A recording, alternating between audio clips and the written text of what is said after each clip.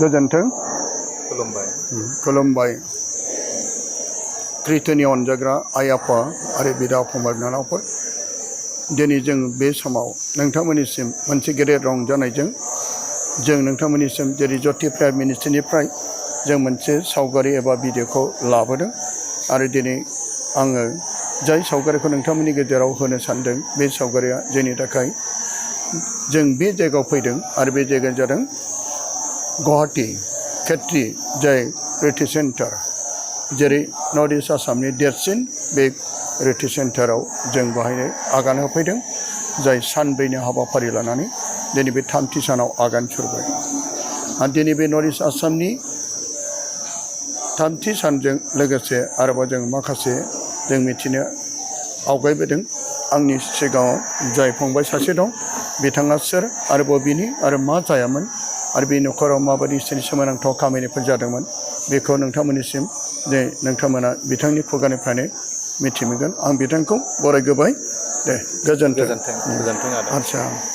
नोंथाङा बबेनिफ्राय फैदों बेखौ एसे बुंनो हागोन ना आं गफुर फारिस सत्रं बर' मण्डलिनिफ्राय आदसा नोंथाङा माबाफोर बिबानाव दं नामा आं ओरैनो जोंनि बर' केथलिक एस'सियेसनाव दा आफादगिरि जाबाय बिबान लानानै माने बबे डिस्ट्रिक्टआव गोलैयो जोंना दा बर्तमान बिश्वनाथ डिस्ट्रिक्ट गिबियाव सनितपुरमोन आदसा बेनिफ्राय दा नोंथाङा बाहाय बे खेथ्रियाव फैनाया बेनि फार्स्ट ना आगोलावबो फैखांबायमोन आं गिबियावबो फैखांबाय बे नैथिबार गुवाहाटी डिभाइन रिट्रिट सेन्टार खेत्रियाव आं नैथि खेब जाबाय मोजां आरो बेयाव आं जोबोद गोजोननाय मोनदों जोबोद मोजां जादों आदा दैमालुनि इसोरनि गाहाम बाथ्रा बुंनायजों दिनै जोबोद माने रंजाखांनाय आरो गोजोननायखौ मोनदों आदसा बे डिभाइन रिट्रिट सेन्टारनि मेन दैदेनगिरि नामखौ एसे मिथिनो हागोन नामा बे डिभाइन रिट्रिट सेन्टारनि जाय डाइरेक्टरा फादार थमास मानगोनां बिथाङाबो जोबोद मोजाङै फोरोंबाय बिनि थाखाय धन्यबाद आरो बेहाय जोङो दा बे बर'फोरनि गेजेराव दा गिबि मेगा सा सानजा आसामनि बड' बाइबेल कनभेनसना बिनि गिबि होननानै नोंथाङा मिथिगौ नामा औ जोंनि अल आसाम मेगा बड' बाइबेल कनभेनसना बेनो गिबि खेब आरो बेयाव सायख'जानाय सुबुंफोरा गासै 4,000निबो बांसिन साननो हानाय गियानि बिथांमोना बाहागो लाफैदों आरो जोबोद गोजोननाय मोनदों आदसा दा बिनिफ्राय बे गोजोननायजों लोगोसे आरोबाव नोंथांनि न'खराव इसोरनि गेदेर सोमोनांथाव जानाय फोरबोआदि नोंथांनि न'खराव जाय नोंथांनि आंगो बिहि बे बिहिनि गेजेरजों इसोरनि गेदेर सोमोनांथाव महिमाखौ जों मावनायखौ खोनादों जेब्ला नोंथांनि बिहिया गोब्राब जब्राब जानायाव गोग्लैना दंमोन बे समाव नोंथाङा फोरमायहराखैबा नों फंबाया आंनो फोरमायहरगोन नाथाय वाट्सएप ग्रुपआव ज्योति प्रेयार मिनिस्ट्रि मोनसे ग्रुपआव आं मोननो हादोंमोन जे धनिनि आंगो बिहिया गोब्राबथा जब्राब जानानै बे सिरियास जाना दं बे थैहां जाना दं बेनिखाय आं बे समाव आंबो खोनानानै बिसनाय जादों आरो बेनि थाखाय आं ग्रथ'आवबो बिनाय जादों आरो बेनि उनावहाय गेदेर सोमोनांथाव इसोरनि अननायजों नोंनि बिहिया जाय सिरियासथारमोन अपारेशनावबो रां गरसेबो गैयामोन बे गेदेर महिमाखौ इसोरनिफ्राय मोनबाय आरो गोबां मानसिफोरनि बिनायजों नोंनि बिनायजों आरो बिदिनो आलफनसानियाव बिसानो खावलायनायजों इसोरनि गेदेर महिमा नुजादों होननायखौ जों खोनायो थारैनो बे सैथोमोन ना नोंथाङा बुंनो हागोन ना बिनि सोमोन्दै नंगौ सोमोगोनां जादों एसे बुंनो हागोन ना माब्रै जायामोन थांनाय फेब्रुवारि दाननि 23 खालाराव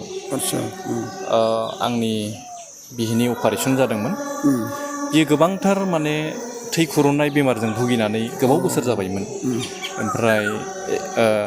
21 थारिखखालि फेब्रुवारि दाननि गोब्राब थै खुरनाया जादोंमोन बेहा बेनिफ्राय बेखौ हरखाब आङो हस्पिटालाव अरुणाचल ट्रिम्स हस्पिटालाव लांनाय जादोंमोन अरुणाचलनि रायजोआव बे मा हस्पिटालनि नामा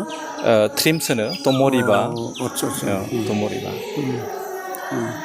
दा बेवहाय सोमोनांथाव अपारेशना 23 खालाराव जादों आरो ना 23 खालाराव बेहाय जानायनि सिगां आंनि लोगो बिथां पियुष नार्जारि गफुरनि दा गफुर केथलिक बर' केथलिक कमिटिनि बिथाङा नेहाथारि बिथाङा आंनि दुखुखौ खोनानानै ग्रुपाव शेयार खालामदोंमोन आरो बिनि उनावहाय ज्योति प्रेयार मिनिस्ट्रिनि आदा दैमालुनिसिम बे मेसेजआ थांदोंमोन आरो आदानि बिनायजों आंनि न'खरनि बे इसोरनि महिमा आरो अननायखौ मोननानै आंनि बिहिया सख' जानायखौ मोनबाय आरो माबायदि जायामोन माब्रैबा बेबायदि नोंथाङाथ' थाखा फैसा गोबां दङमोन नामा अपारेशननि थाखाय आरो बेनिफ्राय बेबायदि सोमोनांथाव जानायखौ एसे बे समाव आंहा थाखा फैसा गैयामोन आरो आं बिदि हरखाब बेमार जागोन होननानै आं मिथियामोन आखायाव थाखा फैसा गैयामोन औ आखायाव थाखा फैसा गैयामोन बिनि उनाव आङो हरखाब लांदों फैसाखौ उनाव लाबोबाय थादों होननानै बेहायनो 23 खालाराव अपारेशन खालामनायाव माने खालामखांनायनि उनाव जेब्ला आंखौ सिस्टारा बुंदोंमोन मुलिखौ जगार खालाम बे समाव आंनाव माने राङा सहैथ'वाखैमोन आरोना न'खरनिफ्राय फिसालाया ओमफ्राय बे समाव बुंबाय थानायाव आंनाव माने मुलिखौ लायनो थाखाय एसे प्रब्लेम जाना दंमोन बेयावनो जों जेब्ला मानसिखौ अपारेशन खालामखांनानै लांबाय बिनि बेड नाम्बारा अपारेशन थियेटारनि रुममोन आरोना बेहाय 257 रुम नाम्बाराव दोनदोंमोन बेहाय बिनि नांगौखिनि मेडिसिना सोरबा बावलांदों होननानै आं गिबियाव सानदोंमोन नांगौखिनि मेडिसिना माने थफ्लासे खमब्लाबो 3,000सोनि जागौमोन आरो बे अपारेशननिनो हाखावनायनि थै गनायनि एन्टिबायटिक अल एभ्रिथिं माने गोरोबजोबदों आरो जेरै प्रेसक्रिपसनाव जेरै बे एखे प्रेसक्रिपसननि मुलियानो गासिबो जगार दंखाजोबदों नांगौमानिया आं बेखौ सानदों सोरबा बावलांदोंबाथ' बे एसे बे थरफा थरनै बेलेग जागौमोन मुलिया नाथाय जे प्रेसक्रिपसननि नाम बे गासिबो एखे बे सेलेनाबो एखे मुलियाबो एन्टिबायटिक मुलियाबो बेनो आं सानदों सासे मोजां मानसियानो जोंनि थाखाय बावलांनाय बायदि खालामना होबाय नामा आरो अल एभ्रिथिं माने बेखौनो माने सिस्टारा नायनानै बासि थुबाय थादों जाय नोंहा जेरैबो लामा गैलामोन मुलि बायनो थाखाय रां गैलामोन आरो बे रां गैयि समाव नोंनि इसोराव गाबदोंमोन आर'ज खालामदोंमोन नामा नोंनि हिन्जावनि थाखाय माबा मोनसे जायगायाव नोङो थानानै गाबै आर'ज खालामदोंमोन नामा नंगौ जेब्ला माने मिराकेला बेना मोननै रोखोमनि जादों आदसा दे माने सेथियाव जेब्ला अपारेशन खालामनो थाखाय बिनि ब्लाडआ खमब्लाबो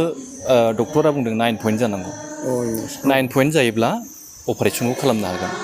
नाथाय बिनियाव 9 पइन्ट गैलामोन थैया माने गलां बेसेबां दंमोन माने 8.3 दंमोन आरो आदसा 8.3 अपारेशननि थाखायथ' 9 पइन्ट नांगौ जानानै 9 पइन्ट नांगौ बे जखानि थैया बेनाव गैया बेनि उनाव आंखौ साथाम मानसि जगार खालामनायखाय आंनि लोगोफ्रा अनेक थांदोंमोन थैयोनो आदसा नाथाय बिसिना थैया माने अ पजिटिभ नङामोन आरो ए पजिटिभ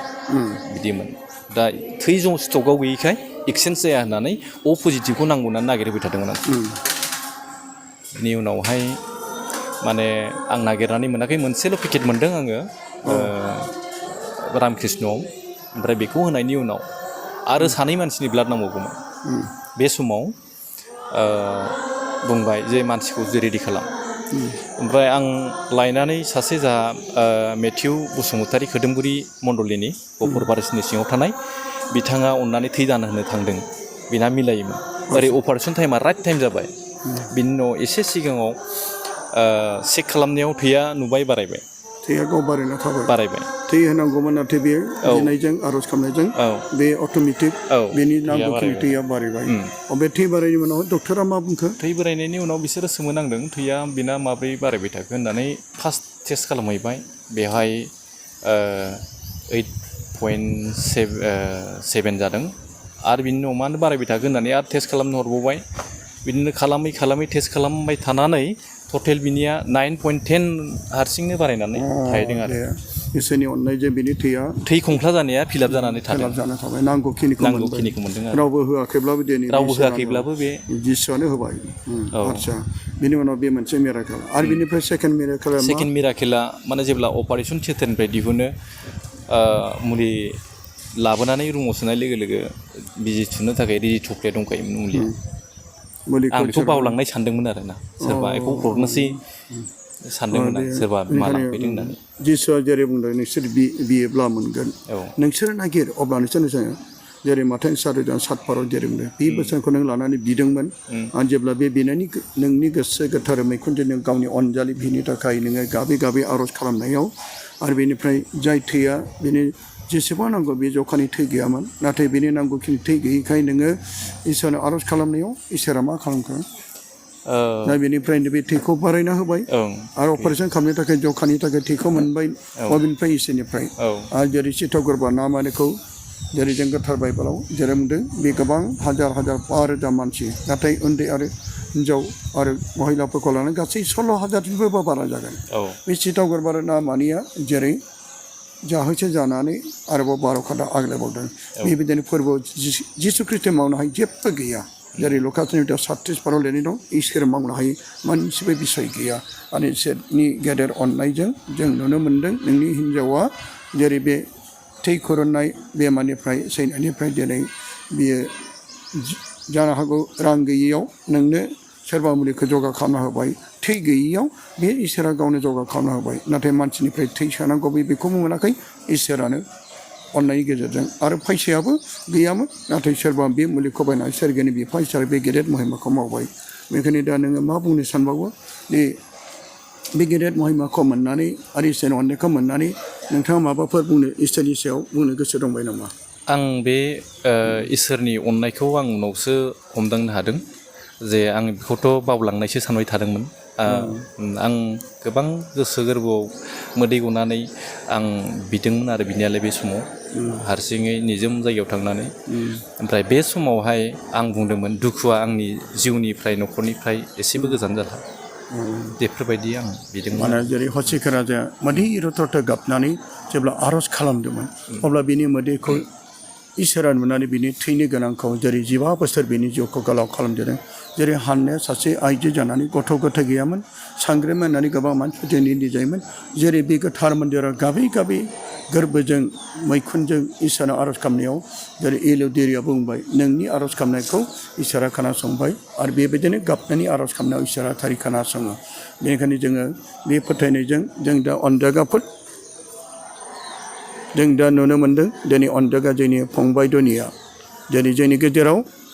बियो गावनि नंगौ आरो सैथो टेस्टिमनि होनानै जोंखौ फोथायनायाव आरो बेबायदिनो फोरबोनियाव आर'ज खालामनो थाखाय जोंखौ फोरमायदों मानो बिनायनि बोलोजों जों गोबां इसोरनि गेदेर समायना महिमाखौ नुनो मोनो अब्ला दा बे समाव जोङो ज्योति प्राइम मिनिस्ट्रिनिफ्राय आरोबाव फंबायखौ खेबसेबाव हामबाय होनानै दिनै बिथांनिसिम गोजोननायखौ होनानै आं बाहाय फोजोबनो लुबैदों अब्ला खेबसेबाव फोरबो जिसु ख्रिस्ट'जों जों बयखौबो गोजोन होदों गोजोन्थों जिसुआ बाख्नाय जाथों